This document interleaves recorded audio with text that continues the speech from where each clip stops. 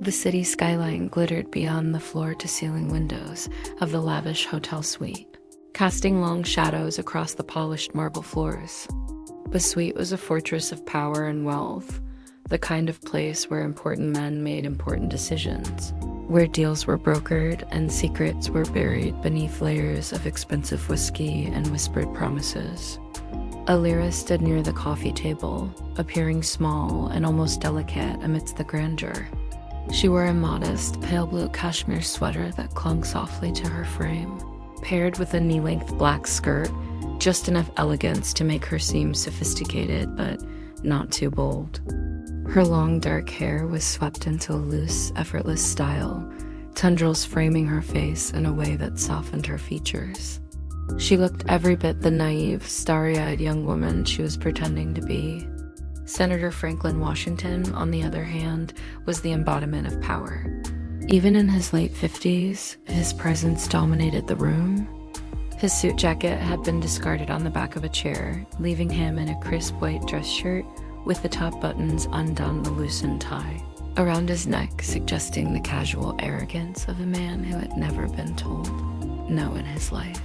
His salt and pepper hair was neatly styled, his deep-set eyes sharp and calculating. He was a man who had built his empire through control of politics, of business, of people. And tonight, he thought he was in control of her. Alira knew that getting close to Franklin Washington would require patience, subtlety, and just the right touch of calculated vulnerability. Men like him, powerful, self-important, and always surrounded by sycophants, didn't make time for just anyone. But Alira had studied him, learned his weaknesses, and more importantly, she had crafted the perfect approach. Her plan began with a simple email, disguised as nothing more than a hopeful inquiry from a young political enthusiast, eager to learn from a veteran in the field. She spent hours refining the tone, ensuring it struck the delicate balance between admiration and ambition.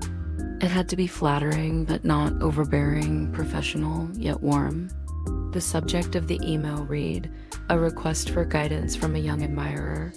Then she constructed a well-articulated email to reel him in. "Dear Senator Washington, I hope this email finds you well.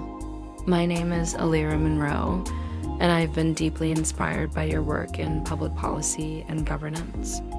As someone aspiring to make a meaningful impact in the political sphere, I have long admired your strategic approach to leadership and the unwavering confidence with which you navigate complex issues. I recently attended your panel discussion at the Capitol Fundraiser Gala, and your insights into legislative reform were nothing short of brilliant. Your perspective on political alliances was particularly enlightening, and I have been eager to learn more about how young professionals like myself can position themselves effectively in this field.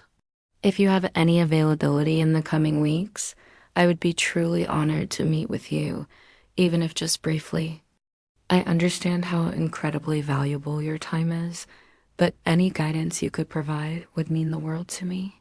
Thank you for your consideration, and I hope to have the privilege of learning from you. Warmest regards, Alira Monroe." She sent the email and waited. She knew he wouldn't respond immediately. Men like Washington thrived on making people wait. They relished the power of delayed gratification, the unspoken game of making someone feel insignificant before granting them attention. 3 days later, the response came. "Ms. Monroe, I appreciate your kind words and your enthusiasm for politics. It's always refreshing to see young professionals taking an interest in shaping the future. I have a very demanding schedule, but I do believe in mentoring those who show promise. I can offer you a short meeting at my office next week, or, if you prefer, something more informal where we can talk without the usual distractions. Let me know what works best for you." Thus, Franklin Washingtonella smiled as she read the email. He had taken the bait. The casual suggestion of an informal setting was precisely what she had anticipated. He wanted control.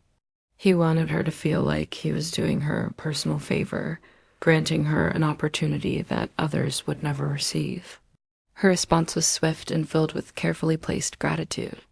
"Senator Washington, Thank you so much for taking the time to respond. I completely understand how valuable your time is, and I would be honored to meet at your convenience. If an informal setting allows for a more open discussion, I would be grateful for that opportunity. Please let me know what location and time works for you, and I will adjust my schedule accordingly. Best, Alira Monroe.